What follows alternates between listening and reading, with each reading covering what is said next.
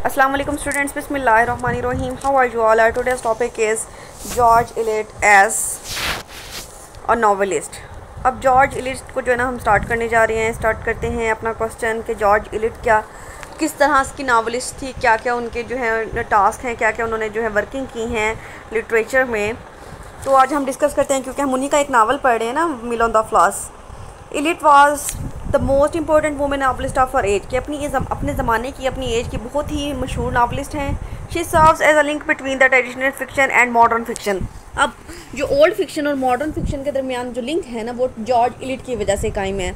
He emphasizes on the character, psychology, moral values, philosophy, spiritual growth, realism, humor and social analysis with the lucid and simple style makes her one of the greatest novelists of all times। कि वो हर तरह से अपने characters को, उसकी psychology को, उसकी philosophy को बहुत अच्छे से बयान करती है। वो रियलिज़म को भी यूज़ करती है, ह्यूमर को भी यूज़ करती है, आयरनी को भी यूज़ करती है, और बिल्कुल सादा सी और ज़बान में जो है ना, सिंपल सी लैंग्वेज में हर अपना जो मैसेज है ना, वो अपने रीडर्स तक पहुँचा देती है। Let us discuss the silent feature of her art as a novelist. अब हम डिस्कस करेंगे कि उसके एज अ नॉवलिस्ट कौन कौन सी उसकी करैक्टरिस्टिक्स हैं। To Compton Rickett, she was the first novelist to lay stress wholly upon the character rather than incident. कि ये वो पहली नॉवलिस्ट थी जिसने ज़्यादा जो जोर था ना वो करेक्टर पे दिया बजाय इसके, क्योंकि मोस्टली जो नॉवलिस्ट होते हैं ना वो एक्शंस पे या फिर इंसिडेंट्स पे जो है वो ज़्यादा एम्फेसिस करते हैं, लेकिन इसका जो मेन एम्फेसिस था वो उस पर करेक्टर पे था। She is at her best in characterization, for here we find both subtlety and variety of scholars, half-witted rustics, free thinkers, wayward, passionate, shallow, insincere, mystics and men of the world। अब उसकी art of characterisation जो है ना वो बहुत अच्छी है कि उसके करैक्टर्स में जो है ना हमें इतनी वैरायटी मिलती है कि हर तरह के लोग जो है ना उसके करैक्टर लिस्ट में आ जाते हैं। शर्मीले भी, अच्छे भी, बुरे भी, स्कॉलर्स भी, फ़नी भी, हर तरह के जो लोग हैं ना, जो जितनी भी यानी काइंड्स के पीपल होते हैं ना, वो हर तरह के उसने करैक्टर्स को जो अपने नॉवेल्स में इंट्रोड्यूस करवाया है। Her wide range of observation, her generous sympathy, scientific study and the power of detachment all help to give breadth and variety of her converse. कि अब उसको जो है ना उसके पास नॉलेज बहुत ज़्यादा था। उसके पास एक चीज़ को जब वो समझ लेती है या सोच लेती है, उसको बयान करने का उसका अंदाज़ जो था ना वो उसके पास बड़ी स्किल्स थी, बहुत टैलेंट था। उसके ऑब्जर्वेशन की जो रेंज थी ना, वो यानी जिस चीज़ को ऑब्ज़र्व करना उसको उसी तरह से as it is note down करना, वो भी उसकी बहुत अच्छी थी, जिसकी वजह से उसके पास बहुत सी वैरायटी थी लिखने के लिए। What adds flavor to her characterization is her deep psychological study of her characters। अब उसके characterization में सबसे ज़्यादा फ्लेवर, जो सबसे ज़्यादा जो अच्छी बात है वो क्यों आती है, क्योंकि वो अपने करैक्टर्स की साइकोलॉजिकल कंडीशन को डिस्कस करती है, उसके माइंड की हालत को, उसकी थॉट्स को, उसकी आइडियाज़ को, कि वो क्या सोच रहा है, क्या फील कर रहा है। She is capable of making minute analysis of the motives and the actions of the ordinary people. इसके अलावा अपने करैक्टर्स के मोटिव्स को, एक्शंस को, वो क्या करना चाहते हैं, कैसे हैं, वो तमाम आम लोगों के भी जो है ना उसने बहुत अच्छे तरह से बयान किए हैं। She brings to bear upon the study of human beings the knowledge of the student of psychology.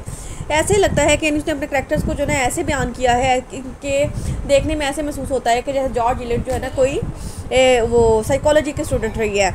Her studies of the inner self और मार्वलस, कि वो किसी भी करैक्टर के अंदर की जो चीज़ें होती हैं ना उसको कितने अच्छे से बयान करती है, वो बहुत ही ज़बरदस्त अंदाज़ है। Unlike other Victorians, she begins with depicting the inner life, revealing the motives, impulses and influences which govern human behaviour. अब क्या करती है कि वो अपने करैक्टर्स की जो है को बयान करने का अंदाज़ ही उसकी इनर लाइफ से करती है, उसकी इनर थॉट से करती है, फिर उसके मोटिव्स, उसके मकासद क्या होते हैं, वो क्या करना चाहता है, उसका बिहेवियर कैसा है, तो ये सारी चीज़ें भी फिर वन बाय वन डिस्कस करती है। She is mainly concern with the motive of an action, कि वो एक्शन से उसका इतना लेना देना नहीं होता, उसका एक्शन का मकसद क्या है ना, उस चीज़ पे वो ज़्यादा एम्फेसिस देती है। In her novels we find an organic relation between the characters and the incidents. अब जब हम उसके नावल पढ़ते हैं ना तो हमें जो है एक रिलेशनशिप मिलता है करैक्टर और इंसिडेंट के दरमियान। She often treats incident is an instrument, कि वो इंसिडेंट्स को एक इंस्ट्रूमेंट की तरह, मतलब एक औजार की तरह for the development of character इस्तेमाल करती है। कि वो कहती है कि इन जो इंसिडेंट्स होते हैं ना वो किसी भी करैक्टर को डेवलप करने में हेल्प करते हैं, उसका जो है ऑपरेटर्स बनते हैं। She often treats incidents as an instrument to the development of character. Each incident is a means to probe the character's mind. कि हर वाक़ये के ज़रिए हमें करैक्टर के माइंड का पता चलता है. Each incident grows from some inner trait and reacts upon it. क्योंकि वाक़यात या हादसा जो होते हैं वो करैक्टर्स के साथ ही होते हैं ना, जिनको स्टोरीज में बयान किया जाता है, तो उसी के ज़रिए स्टोरी जो है वो आगे ग्रो करती है, आगे बढ़ती है। The incident flows from character and in its turn more the character, कि इंसिडेंट जैसे जैसे जो है फ्लो करते जाते हैं उसी तरह से करेक्टर की मॉडिफिकेशन जो है वो होती रहती है। आगे देखिए, all of her novels are marked by extreme consciousness of the purpose, extreme seriousness of the purpose। अब उसके जितने भी नॉवेल्स हैं ना वो ज़्यादातर उसमें सीरियसनेस पाई जाती है। सैमुअल सी च्यू ऑब्जर्व्स, अब एक क्रिटिक हैं सैमुअल सी च्यू जिनका नाम है, वो क्या कहते हैं, in George Eliot hands the novel was not primarily for entertainment but for serious discussion of moral issues. कि वो कहता है कि जॉर्ज इलियट ने जो नावल को लिखा है, जो नावल उस पर उसने डिस्कशन की है ना, वो कोई इंटरटेनमेंट के लिए, जॉय के लिए नहीं थी, बल्कि उसका मकसद मॉरल इश्यूज़ को सीरियस वे में लेके चलना था, एक सच्चा पैगाम जो होता है ना वो देना था। इसके बाद देखिए, Despite her frank agnosticism and contempt of straight-jacketing traditionalism, she valued ethics greatly in her novels। अब क्या है कि उसमें इतना ज़्यादा agnostic, despite of her frank agnosticism and contempt for straight-jacketing traditionalism, she valued ethics greatly in her novels। अब agnosticism कहते हैं कि ना लादीनियत को, मतलब अगर कोई इंसान जो है ना वो उसका कोई अकीदा ना हो, नॉन बिलीफ या डिसबिलीफ भी इसको कह लेते हैं। And contempt for straight-jacketing traditionalism, कि उसने अपने जो है ना नॉवेल्स में ज़्यादातर ट्रेडिशनल व्यूज़ जो थे ना वो इंट्रोड्यूस करवाए हैं। She valued ethics greatly in her novels। अब उसने सबसे ज़्यादा जो वैल्यू दी है वो अखलाकियात को दी है। Her man and women are gifted with a sense of conscience कहते हैं ईमान को, कि उसके जितने भी करैक्टर वो चाहे मेल होते हैं चाहे फीमेल होते हैं, उनमें जो है एक ईमान की जो है पावर होती है, inspired with ideals and notions of right and wrong. और उनको जो है उनके पास आइडियल्स होते हैं कि यानी कुछ पर्सन जो है वो बिल्कुल राइट इंट्रोड्यूस करवाती है, कुछ रॉन्ग इंट्रोड्यूस करवाती है, जिसके जिन्हें जो लोग हैं ना फॉलो करते हैं।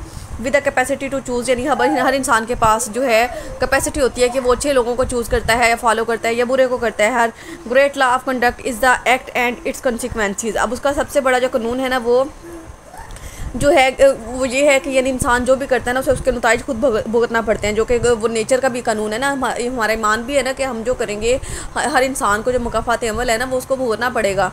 The character evolves in this process, and in this process they develops a conflict between desire and duty। अब यानी उसके करैक्टर में भी आम इंसानों वाली चीज़ें होती हैं कि इंसान की एक, जैसे हमारा जो है ना कोई हमारी ड्यूटी कुछ और होती है लेकिन हमारी ख्वाहिश कुछ और होती है। मतलब हमारे पास जो है कुछ ऐसी चीज़ें होती हैं या कुछ काम हमें ऐसे करना पड़ते हैं जो कि हमारी मजबूरी होती है, हमारा फ़र्ज़ होता है, लेकिन हमारी ख्वाहिश होती है कि हम जो है कुछ करें।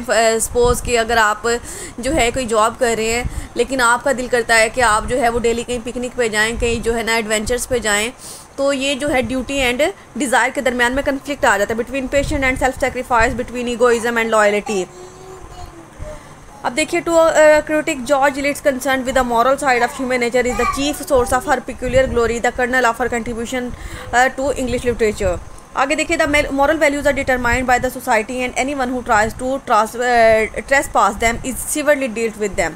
अब क्या है, इंसान की जो है ना, इंसान को जो है अखलाकियात के दायरे में रहना चाहिए। और जब एक मुआशरे में जो है हर इंसान के लिए कुछ लिमिटेशंस हैं, एक जो कुछ बाउंड्रीज़ हैं, अगर कोई भी इंसान उनको क्रॉस करने की कोशिश करेगा तो उसको जो है ट्रेजिडी का सामना खुद करना पड़ेगा। तो she condemns some of the social conventions, her moral sense is determined by the society. इसके अलावा कुछ सोशल कन्वेंशंस को वो जो है रिजेक्ट कर देती है, कंडेम कर देती है। George Eliot does not idealise और कैरिकेचर एनीथिंग। अब वो क्या है कि किसी भी चीज़ को आइडियलाइज़ नहीं करती, किसी भी चीज़ को जो है ना अपना आइडियल नहीं बनाती। She presents things, she presents things as they are. वो चीज़ें जैसी होती हैं ना बिल्कुल वैसे ही बयान करती है, कोई एग्जैगरेशन नहीं करती, ना ही किसी को डिग्रेड करती है। Neither the plot nor incidents and the characterisation go contrary to the tenets of realism. मतलब को इसका प्लॉट है, इंसिडेंट्स हैं, कैरेक्टर्स हैं या कोई भी चीज़ है ना वो रियलिज्म के अलावा नहीं होती। मतलब हर चीज़ को वो हकीकत से जो है ना ट्रूथफुली बयान करती है। With George Eliot we come to contact with the most philosophical of all major Victorian novelist. जब जॉर्ज इलियट को हम पढ़ते हैं या हम उसको रीड आउट करते हैं तो हमें पता चलता है कि जो मेजर विक्टोरियन नॉवलिस्ट थे ना, उनकी फ़िलासफ़ीज़ कैसी होती थी। She is never content with merely counselling the result of observation और विद एंटरटेनिंग द रीडर। मतलब इसका जो है ना मेन मकसद जो था वो सीरियसनेस को क्रिएट करना था, मॉरल वैल्यूज़ को सिखाना था। ये जो थी ना इसने फ़नी टाइप की या जो मॉकिंग जो नॉवल्स होते हैं ना, वैसे इसने जो एलिमेंट्स हैं वो अपने नॉवेल्स में यूज़ नहीं किए। She is a critic of life and utilises her philosophic bent to artistic end. अब इसको एक ज़िंदगी का बहुत बड़ा क्रिटिक कहा जाता है। In her novels we are aware of the attitude of a systematic thinker and rationalist. अब हम जब इसके नावल को पढ़ते हैं तो हमें पता चलता है कि वो कितनी बड़ी जो है ना एक बाज़ाब्ता सोच विचार रखने वाली समझदार खातून है। Who however does not lapse into वेग एब्स्ट्रैक्शन, जो कि बिल्कुल भी इधर उधर के अनक्लियर ख्यालात में या जो मुशाहदात होते हैं उनमें नहीं पड़ती। She had a tragic outlook of life. वो ज़िंदगी को जो है ना बहुत ट्रेजिक पॉइंट ऑफ व्यू से देखती है। Tragic vision of life grows naturally out of her moral and philosophical ideas. और ये चीज़ें हमें उसके मॉरल और फिलोसफिकल आइडियाज़ से नावल्स में, उसके नावल्स में ये चीज़ें नज़र आती हैं। Sin and folly bring their retribution. अब वो हमें साफ साफ बताती है कि कोई भी गुनाह है या गलत काम है ना, वो आपको सज़ा दिलवाता है। The tragedy of her character springs from an awesome combination of characters, traits, circumstances and fate. अब उसके करैक्टर्स की जो ट्रेजिडी होती है ना, वो उनकी अपने या तो नसीब की वजह से होती है, या फिर ऐसे हालात ऐसे क्रिएट हो जाते हैं, या फिर उनकी कोई अपनी ऐसे फ्लॉज होते हैं जिसकी वजह से उसके जो करैक्टर्स हैं वो ट्रेजिडी का सामना करते हैं। No human being is free from human weakness and falling into that weakness is bound to bring its own inescapable consequences. अब कोई भी इंसान जो है वो परफेक्ट तो होता नहीं, हर इंसान में कोई ना कोई खामी या कोई ना कोई बुराई जो है वो ज़रूर पाई जाती है। तो उसके जो करैक्टर हैं वो भी जाहिर सी बात है इंसान है, तो उनमें भी कोई ना कोई कमज़ोरी या कोई ना कोई खामी तो होगी ना। और वही कमज़ोरियाँ हैं जो उनको उनकी ट्रेजिडी पे और ऐसे नताइज पे लाके, ऐसे अंजाम पे लाके खड़ा कर देती हैं जिससे बचना जो है वो नामुमकिन होता है। Despite her tragic outlook of life her novels contain humour. इसके अलावा अभी ऊपर वो हम ये कह रहे थे कि उसके जो नावल्स हैं ना वो ज़्यादातर सीरियसनेस पे जो है बेस करते हैं, लेकिन थोड़े बहुत जो है ना उसमें ग्लिम्स ह्यूमर के भी मिलते हैं। Her humour has the quality of ponderous reflectiveness about it but often there are some aphoristic strokes for example. मतलब यानी वो ज़्यादा जो है ना वो एक होता है ना फ़नी टाइप के जो चीज़ें हैं वो यूज़ नहीं करती, लेकिन सिर्फ बहुत ज़्यादा जहाँ पे बिटर बात हो रही थी ना उसको लाइट करने के लिए जो है हल्का सा ह्यूमर जो है वो यूज़ करती है। Animals are such agreeable friends, they ask no question, they pass no criticism. मतलब जैसा कि उसने कहा है ना कि जानवर जो है ना वो बिल्कुल सही दोस्त होते हैं कि वो ना तो कोई सवाल पूछते हैं, ना ही किसी बात पे क्रिटिसिज्म करते हैं, तनकीद करते हैं या तंज करते हैं। In spite of the fact that there is prevalence of philosophy, George Eliot's style is simple and lucid.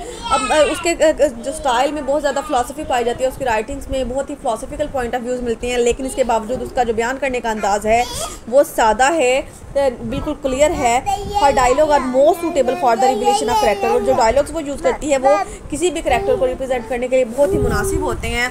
Her command over the idiomatic phrases of the ordinary speech enables her to achieve naturalness of style. कि वो idiomatic phrases जो use करती है ना उससे भी उसके style को बहुत ही वेस्टनेस मिलती है। She is capable of beautiful and evocative description and forceful narration. अब क्या है कि वो एक बहुत ही ज़बरदस्त से अंदाज में हर चीज़ को बयान करने में, खूबसूरत अंदाज में बयान करने की सलाहियत रखती है। आई होप सो कि आपको लेक्चर की समझ आ गई। कोई भी कन्फ्यूजन हो तो पूछ लीजिएगा। अल्लाह हाफ़िज़।